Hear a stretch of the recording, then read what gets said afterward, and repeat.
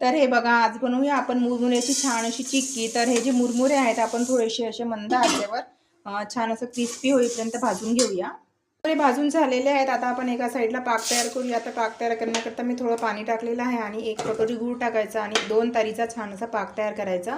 पाक जो आहे परफेक्ट झालेला आहे आणि हे ओळखण्यासाठी काय करायचं, एका वाटीमध्ये थोडं पाणी घ्यायचं, याच्यामध्ये थोडा पाक टाकून बघायचा आणि याची गोळी झाली की समजायचा की पाक एकदम परफेक्ट झालेला आहे. आता गरम पाकामध्ये आपण हे मुरमुरे टाकायचे आणि छान मिक्स करून घ्यायचं. आता यावर आपण एका ताटाला तूप लावायचं आणि तुपावर असं मग छान असं हे मिश्रण टाकून द्यायचं.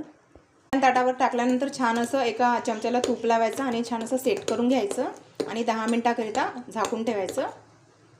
तुम्ही छान अशी चिक्की कट करून घ्यायची आहे आणि तुम्ही बघू शकता की छान सहजतेने कट झालेली आहे.